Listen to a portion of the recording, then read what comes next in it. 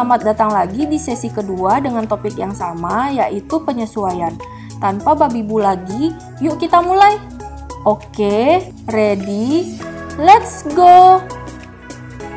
Kita masuk ke jenis penyesuaian kedua, yaitu pendapatan diterima di muka atau unearned revenue. Transaksi pendapatan diterima di muka terjadi karena kas sudah diterima dari pelanggan, walaupun perusahaan belum menyerahkan barang atau jasanya. Hah, hutang dong? Bukan. Contohnya, kamu top up saldo GoPay atau OVO. Bagi perusahaan Gojek dan OVO, itu adalah pendapatan diterima di muka. Kenapa? Karena uang yang kamu top up di akun Gojek dan OVO itu adalah pendapatan bagi mereka dan merupakan kewajiban bagi perusahaan tadi karena barang atau jasanya belum diberikan ke kalian sebagai pelanggan. Ketika perusahaan tadi menerima uang hasil top up kamu tadi, maka perusahaan mencatat kas pada pendapatan diterima di muka. Kas bertambah jelas. Pendapatan diterima di muka dikredit karena kewajiban perusahaan juga bertambah. Kemudian, kenapa sih butuh penyesuaian? Seperti biaya dibayar di muka tadi, penyesuaian di akhir periode dibutuhkan untuk mengupdate akun pendapatan diterima di muka. Sehingga ayat jurnal yang dibutuhkan adalah pendapatan diterima di muka di debit dan pendapatan di kredit. Nah, kas yang kita catat di awal tadi berubah menjadi pendapatan. Kita ke contoh soal penyesuaiannya. Saldo pendapatan diterima di muka pada neraca saldo adalah Rp360. Saldo tersebut menunjukkan pendapatan sewa selama 3 bulan, yaitu Desember, Januari, dan Februari.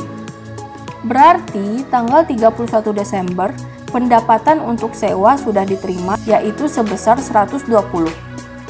Angka ini diperoleh dari 300 dibagi 3 bulan.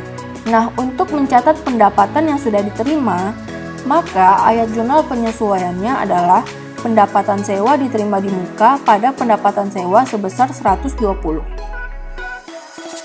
Sama seperti soal-soal sebelumnya, setelah terjadi penyesuaian, untuk akun pendapatan diterima di muka menjadi 240. Akun penyesuaian tadi kita catat di sisi debit pada akun pendapatan sewa diterima di muka karena kewajiban perusahaan berkurang, dan pada pendapatan sewa kita mencatat di kredit karena pendapatan bertambah. Bingung? Bayanginlah kamu harus bayar kos 3 bulan sebesar Rp1.500.000. Rp1.500.000 bagi ibu kos adalah pendapatan diterima di muka. Kenapa? Dia udah menerima uang tapi belum memberikan jasa kos-kosannya ke kamu. Pada saat itu, dia harus mencatat kas pada pendapatan diterima di muka sebesar Rp1.500.000. Dia terima kas Rp1.500.000 dan kewajibannya bertambah karena menerima kas dari kamu dan harus melunasinya dengan jasa.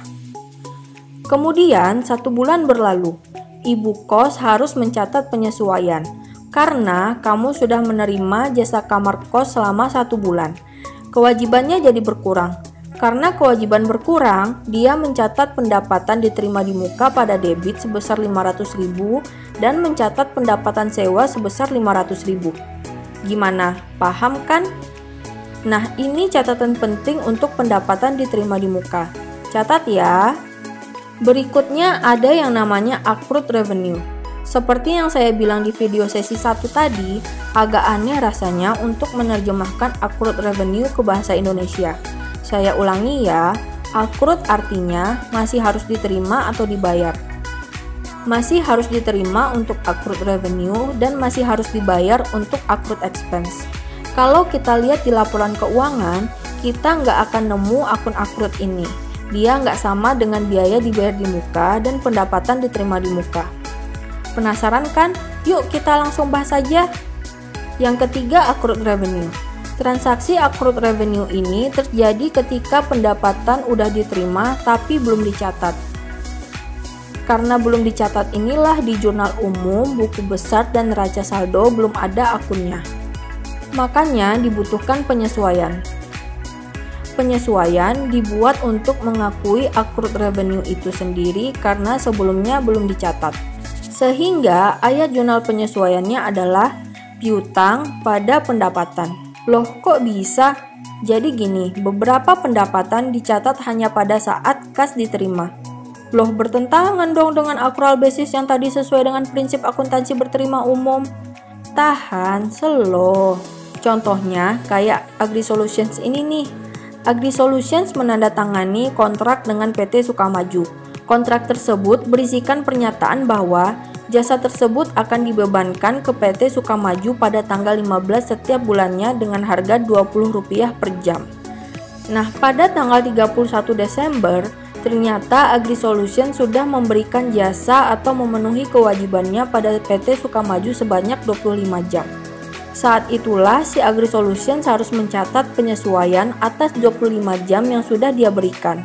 Nah, karena harga per jamnya 20, maka pendapatan yang seharusnya sudah diterima oleh AgriSolutions adalah 500 yang diperoleh dari 20 kali 25. Penyesuaiannya dicatat sebagai piutang pada pendapatan sebesar 250.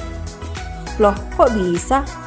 Tadi kan si AgriSolutions sudah memberikan jasa ke PT Sukamaju sebanyak 25 jam sampai tanggal 31 Desember. Si PT Sukamaju ini sudah berjanji untuk membayar setiap tanggal 15. Jadi, untuk pemberian jasa yang dilakukan AgriSolutions dari tanggal 16 sampai 31 Desember belum dibayarkan.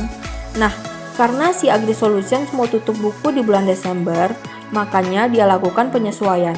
Piutangnya bertambah dan pendapatannya juga bertambah sebesar 500. Akibatnya, seperti yang teman-teman bisa lihat di akun T piutang usaha dan pendapatan. Saldonya bertambah menjadi 2.720 untuk piutang dan 16.840 untuk pendapatan. Nah, seperti biasa, catat ini ya, ini adalah kunci. Yang terakhir, ada yang namanya accrued expense. Accrued expense terjadi karena biaya telah terjadi dan belum dicatat. Seperti accrued revenue, tidak ada ayat jurnal yang sudah dicatat. Namun, butuh penyesuaian pada akhir periode untuk mengakui accrued expense-nya. Ketika kita membuat ayat jurnal penyesuaiannya, kita mencatat biaya pada hutang. Contohnya adalah biaya gaji. Asumsikan AgriSolutions membayar gaji karyawan per 2 minggu. Selama bulan Desember, AgriSolutions membayar biaya gaji Rp950 pada tanggal 13 Desember dan Rp1.200 pada 27 Desember. Tapi AgriSolutions belum membayar gaji karyawan untuk tanggal 30 dan 31 Desember sebesar Rp250. Bingung? Ini saya berikan ilustrasi pakai kalender. Minggu pertama sampai kedua Desember yaitu tanggal 2 sampai 13 Desember. AgriSolutions sudah bayar gaji karyawan sebesar Rp950. Sedangkan minggu ketiga sampai keempat Desember, yaitu tanggal 16 sampai 27 Desember, AgriSolutions sudah membayar gaji sebesar Rp1.200. Nah, kalau kita lihat di kalendernya, tanggal 30 dan tanggal 31 adalah hari kerja dan pastinya gaji karyawan belum dibayar tapi harus tutup buku. Inilah yang perlu kita sesuaikan. Ayat jurnal penyesuaiannya adalah biaya gaji pada hutang gaji sebesar 250. Loh, kok bisa? Kan tanggal 30 dan 31 sudah masuk ke periode pembayaran gaji untuk bulan berikutnya, yaitu tanggal 10 Januari. Tapi karena karyawan sudah bekerja dan seharusnya perusahaan sudah membayar, tapi terhalang kontrak karena harus dibayar tiap 2 minggu sekali. Makanya, untuk penyesuaian, perusahaan harus mencatat biaya gaji dan hutang gaji. Biaya gaji didebit karena biaya bertambah, sedangkan hutang gaji dikredit karena hutangnya juga bertambah alias gajinya belum dibayarkan. Nah, pada tanggal 10 Januari, ketika harus membayar gaji karyawan per 2 minggu, maka perusahaan mencatat biaya gaji dan hutang gaji pada kas. Biaya gaji bertambah sebesar Rp1.025, yaitu sebesar gaji yang harus dibayarkan dari tanggal 1 sampai 10 Januari. Hutang gaji berkurang sebesar 250 atau sebesar penyesuaian yang sudah kita lakukan tadi. Dan kas dikredit karena kas AgriSolutions berkurang karena membayar gaji karyawan. Nah, ini catatan penting untuk accrued expense ya. Terakhir, setelah melakukan penyesuaian dan mencatat ayat jurnal penyesuaiannya, kita rangkum semua di jurnal penyesuaian. Formatnya sama dengan format jurnal umum. Ini dia jurnal penyesuaian kita.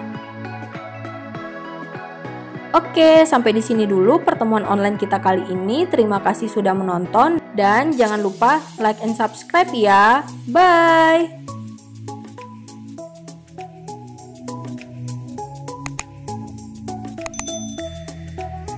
Ini ada contoh tambahan untuk accrued expense, yaitu accrued interest. Saya contohkan seperti ini. Agri Solutions menandatangani wesel bayar atau notes payable dengan jatuh tempo 3 bulan sejumlah 5.000 pada tanggal 1 Desember. Wesel tersebut mewajibkan Agri Solutions untuk membayar bunga dengan tingkat bunga 12% per tahun. Oh ya, notes payable itu adalah hutang dengan jatuh tempo. Kalau ada jatuh tempo, biasanya ada bunga seperti yang dicontohkan. Nah, pada biaya bunga itulah yang akan kita lakukan penyesuaiannya. Maka, untuk menghitung berapa biaya bunga 1 bulannya, kita harus cari dulu dengan cara pokok hutangnya dikali tingkat bunga tahunan dikali waktu. Pokok hutang sebesar 5.000, tingkat bunganya 12%. Nah, karena kita hanya menghitung bunga 1 bulan, sedangkan bunganya 1 tahun, maka kita menggunakan waktu 1/12, sehingga diperolehlah bunganya sebesar 50. Bagi kita, bunga ini merupakan biaya. Seperti contoh biaya gaji tadi, biaya bunga sudah terjadi sampai tanggal 31 Desember, tapi belum sampai jatuh temponya. Maka kita catat biaya bunga pada hutang bunga sebesar 50.